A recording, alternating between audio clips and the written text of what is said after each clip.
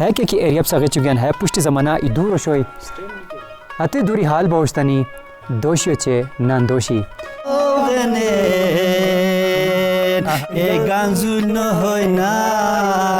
دوشی چے نان دوشی بارے تے پتہ میکی تے پتہ نہیں کہ موز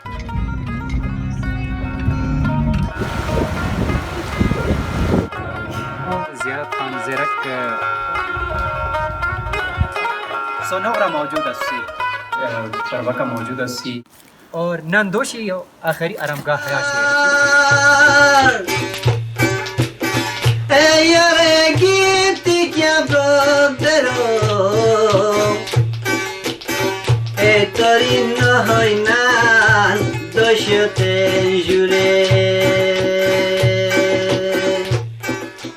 السلام علیکم.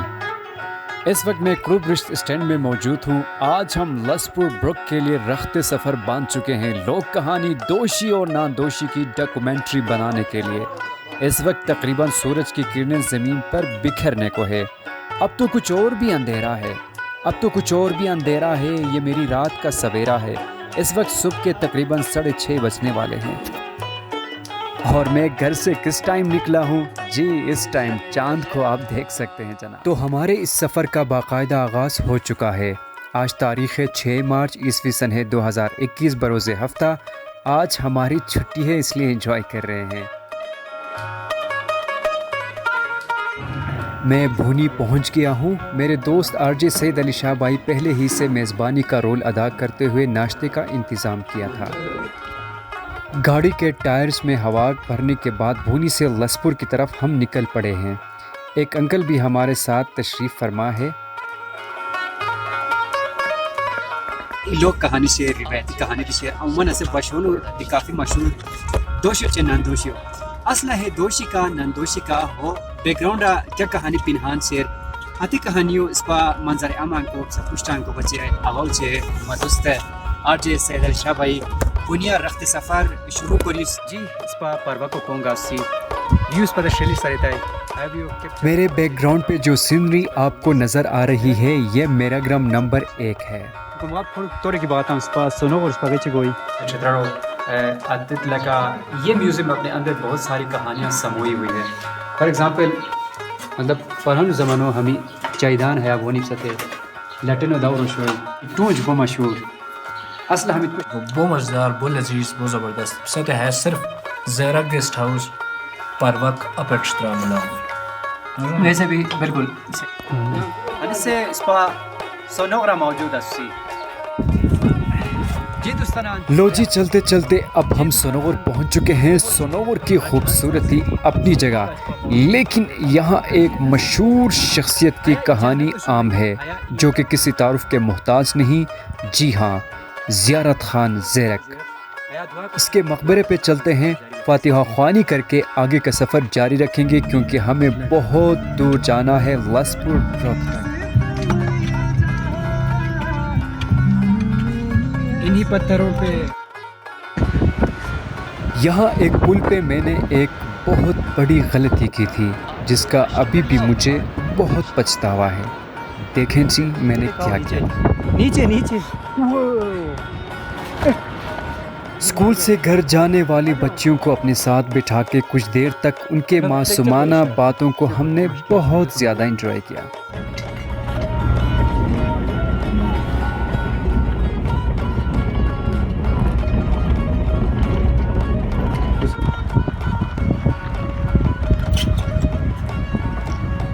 مستوچو مین چوک سی او چے مالگری سید علی شاہ بہت کوشش کرتا ہم کہ کیا ہوٹل ابھی سرے کیا دی ہوٹل لوبیا دی ملاؤن ہوئے اور اس پا ہمیں تان باندھ چے سٹرنگ اچار گانی لنچ کو سے.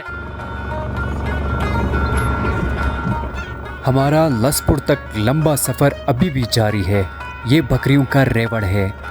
صبح یہاں کے مکین بکریوں کو چرانے کے لیے لے جاتے ہیں اور اسی ٹائم واپس. دوستو آج ہم آپ کو دوشی اور ناندوشی کے حوالے سے بتانے جا رہے ہیں.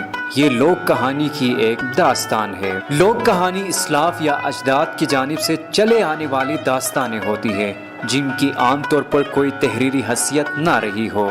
یہ الگ بات ہے کہ آج کی دنیا میں جہاں ہر چیز اور ہر موضوع پر لکھا جا چکا ہے، وہی لوک کہانیاں بھی اس سے مستثنیٰ نہیں ہے۔ دوستو، ہر لوک کہانی کسی خاص علاقے یا واقعے سے جڑی ہوتی ہے، اس لیے اگر کسی علاقے کے لوگوں کے مزاج، تہذیب اور ثقافت اور رہن سہن کے متعلق جاننا ہو تو وہاں کی لوک کہانیاں دیکھی جاتی ہے، جو کہ اس علاقے کی صحیح ترجمانی ہوتی ہے۔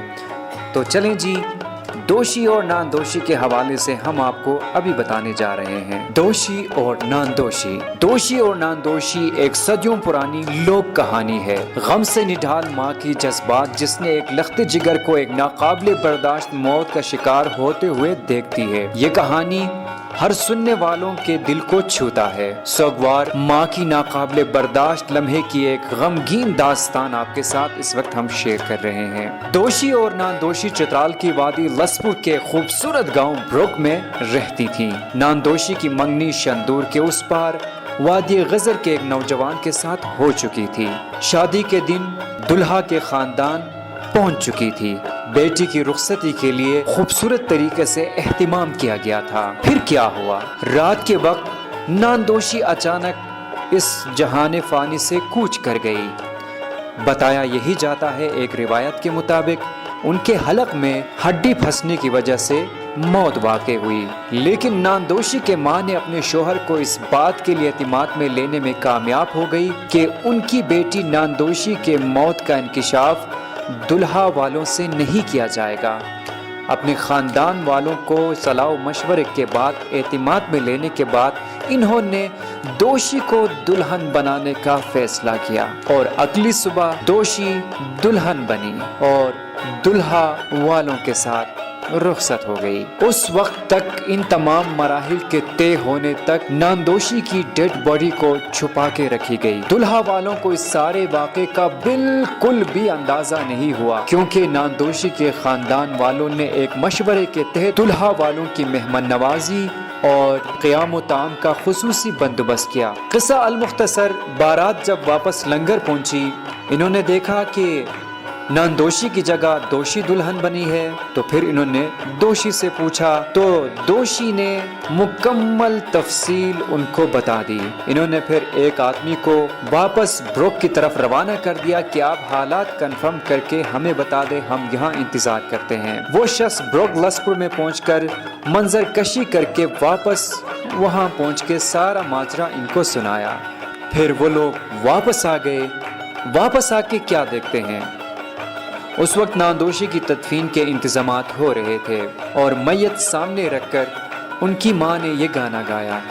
اس میں دوشی کی روانگی شاندور پاس کے طویل سفر اور ناندوشی کے المناک موت کا بیان ہے۔ اس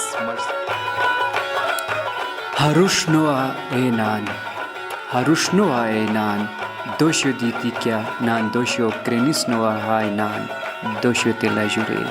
اس کا مطلب یہ ہے کہ میری ماں، کیا یہ بات درست نہیں کہ تو نے دوشی کے عوض ناندوشی کو خرید لیا؟